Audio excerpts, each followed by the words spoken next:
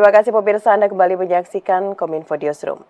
Pemirsa, BPJS Ketenagakerjaan merupakan program pemerintah yang memberikan jaminan tenaga kerja dan perlindungan sosial bagi seluruh pekerja di Indonesia yang masuk dalam keanggotaan tersebut. Program ini telah menolong banyak pekerja Indonesia dari kehilangan pekerjaan oleh berbagai risiko pekerjaan. Namun pemirsa, beberapa pekan terakhir BPJS Ketenagakerjaan dihempas isu bocornya data peserta BPJS Ketenagakerjaan imbas dari peretasan PDN. Dan pemirsa, untuk mengetahui hal tersebut bagaimana klarifikasinya, kita akan berdialog pada malam hari ini bersama dengan Asisten Deputi Komunikasi Humas selaku PPS Deputi Komunikasi BPJS Ketenagakerjaan, dan telah bergabung bersama kita Bapak Budi Hananto. Halo, selamat malam Pak Budi, salam sehat.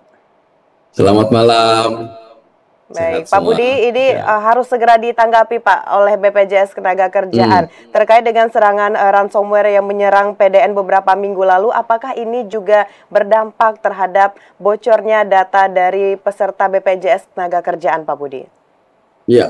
Oke. Terkait adanya dugaan peretasan data BPJS Ketenagakerjaan, ya, kami sampaikan bahwa hal ini adalah isu lama yang tidak benar, ya. Jadi ini adalah isu tahun 2023 bulan Maret waktu itu.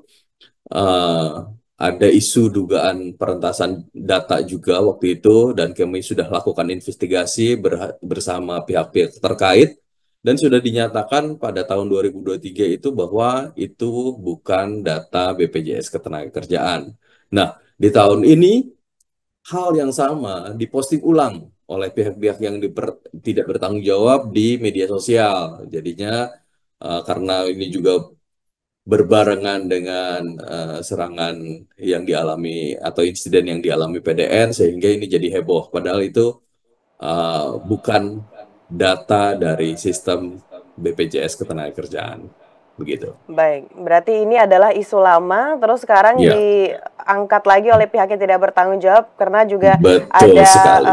serangan ransomware kemarin ya Pak Budi. Baik, Iya, ini betul kalau sekali. Pak Budi, Presiden Joko Widodo memang sudah mewanti-wanti kepada seluruh kementerian lembaga untuk bisa menjaga data di setiap Hmm. instansi mereka. Nah, terkait dengan hal ini Pak Budi, langkah preventif dan terukur seperti apa yang dilakukan oleh BPJS Ketenagakerjaan untuk melindungi data peserta dari serangan siber, Pak?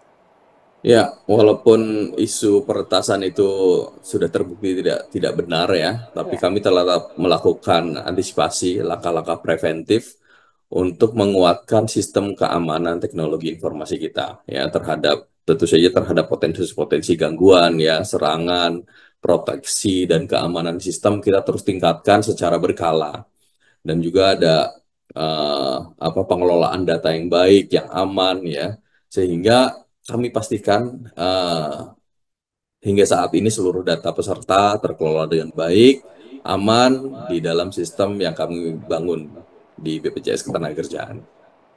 Baik, Pak Budi, berarti untuk keamanan data dari peserta BPJS Ketenagakerjaan ini sudah bisa kita katakan aman ya Pak, karena dari BPJS Iya. Ketenagakerjaan telah melakukan berbagai langkah preventif untuk melindungi data tersebut. Kita bergeser ke isu berikutnya Pak Budi. Saat ini gempuran barang impor dari Tiongkok juga memukul keras banyak industri dalam negeri. Salah satunya adalah industri garmen dan alas kaki. Tentu akibat dari hal ini Pak Budi, banyak sekali masyarakat yang terkena PHK akibat dari hal itu. Nah, bagaimana dari BPJS Ketenagakerjaan hadir untuk memastikan masyarakat yang terkena PHK ini bisa mendapatkan perlindungan sosial ketenagakerjaan, Pak?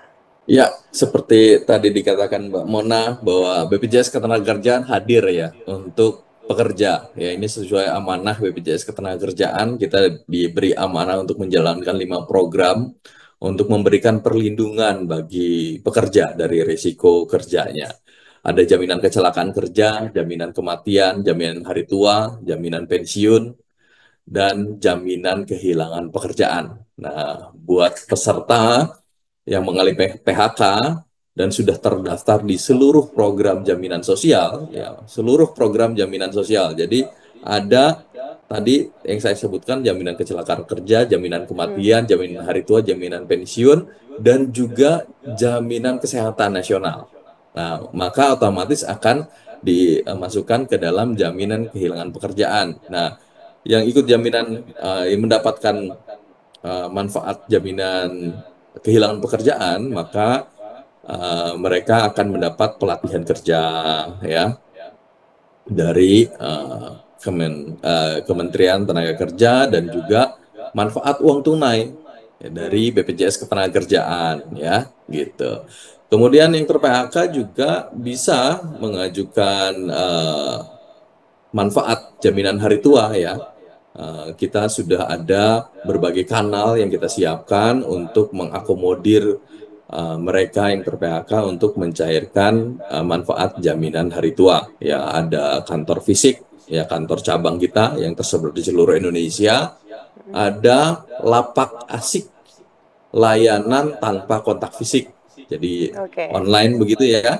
Kemudian yang ketiga ada lewat aplikasi JMO, Jam Sostek Mobile. Itu akan lebih mudah lagi ya. Hanya menggunakan aplikasi yang ada di tangan Anda langsung mengakses di mana saja dan kapan saja.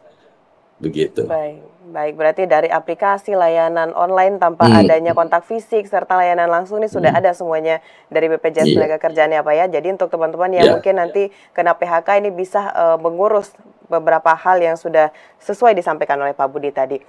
Baik Pak Budi, kita membahas mengenai saat ini BPJS Tenagakerjaan bukan hanya memberikan perlindungan bagi pekerja dalam negeri, tapi juga pekerja di luar negeri atau pejuang devisa atau lebih dikenal lagi dengan pekerja migran Indonesia. Dari 1 tahun belakangan ini Pak Budi, bagaimana data dari kepesertaan BPJS Tenagakerjaan PMI dan apa yang membuat mereka ingin bergabung sebagai peserta Pak Budi? Ya, tentu saja semua profesi ya di dalam negeri maupun di luar negeri kita akan lindungi ya, termasuk pekerja migran Indonesia yang juga tentu saja profesi ini juga memiliki risiko tersendiri ya.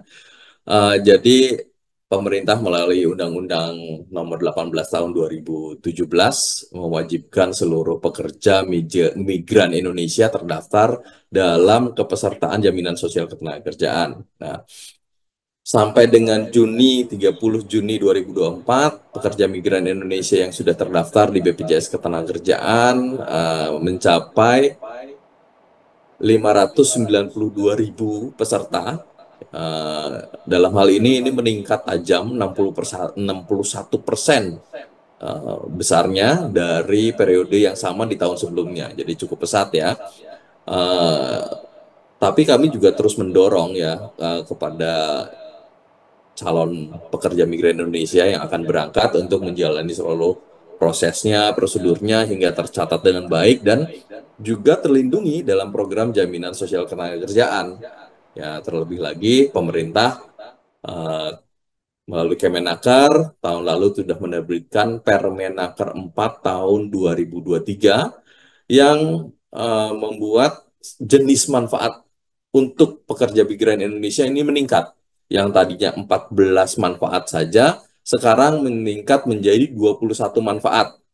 7 diantaranya merupakan manfaat baru dan 9 manfaat nilai tambahan lainnya. Ya, jadi kalau secara data sejak tahun 2017 sampai saat ini, eh, manfaat yang sudah diberikan kepada PMI yang mengalami berbagai risiko ada 2.600 klaim ya dengan jumlah nominal manfaat sebesar 58 miliar lebih.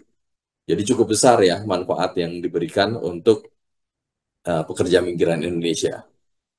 Baik, berarti data yang disampaikan oleh Pak Budi tadi sesuai juga ya Pak dengan informasi yang diberikan oleh BP2MI bahwa setiap tahunnya jumlah pekerja migran Indonesia ini yang berminat di Indonesia mengalami peningkatan. Nah, masih terkait dengan Betul. hal ini Pak Budi, BPJS Mm-mm. Tenagakerjaan ini bekerja sama dengan pihak mana saja Pak untuk memberikan untuk meningkatkan kepesertaan PMI dan dalam jangka Ya. panjang apa yang menjadi target dari BPJS Tenagakerjaan dalam memberikan perlindungan bagi PMI? Mm. Iya, untuk perlindungan pekerja migran tentu saja kita kerjasama dan bersinergi dengan Kementerian Ketenagakerjaan, BP2MI tentu saja, dan seluruh pemangku kepentingan yang lainnya ya yang berkaitan dengan hal itu. Kemudian juga kita kerjasama dengan negara di negara-negara penempatannya, kami juga membuat kanal-kanal pendaftaran seperti yang saya katakan sebelumnya bahwa kita juga mengajak seluruh pekerja migran yang sudah ada di sana ya untuk yang belum terdaftar untuk terdaftar sehingga kita membuat kanal-kanal pendaftaran pembayaran bekerja sama dengan perbankan dengan KJRI KBRI di sana untuk melayani pekerja migran yang ada di sana.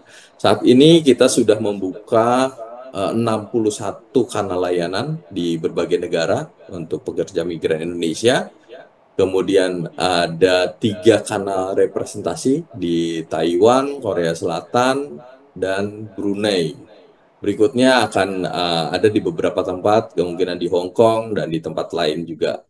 Ini akan terus kita upayakan segera bisa dibuka kanal-kanal layanan sehingga semua pekerja migran bisa terlayani dan bisa terlindungi di BPJS Ketenagakerjaan. Ada beberapa kesimpulan dari dialog kita pada malam hari ini, Pak Budi. Yang pertama mengenai BPJS Ketenagakerjaan ini benar-benar sungguh-sungguh dalam memberikan keamanan data dari peserta BPJS Ketenagakerjaan. Selanjutnya, BPJS Ketenagakerjaan akan terus melindungi pekerja dari dampak adanya PHK dan juga terus meningkatkan untuk memberikan kesejahteraan bagi PMI kita yang berjuang di luar sana. Pak Budi, terima kasih banyak sudah memberikan informasi pada malam hari ini di Dialog Kominfo Newsroom. Sehat-sehat selalu Pak Budi, selamat melanjutkan aktivitas, selamat malam. Terima kasih, selamat malam. Baik pemirsa, itulah dialog kita bersama dengan Bapak Budi Hananto selaku Asisten Deputi Komunikasi Humas, selaku PPS Deputi Komunikasi BPJS Ketenagakerjaan. Usai jeda pariwara, kami akan kembali dengan informasi lainnya. Tetaplah bersama Kominfo Newsroom.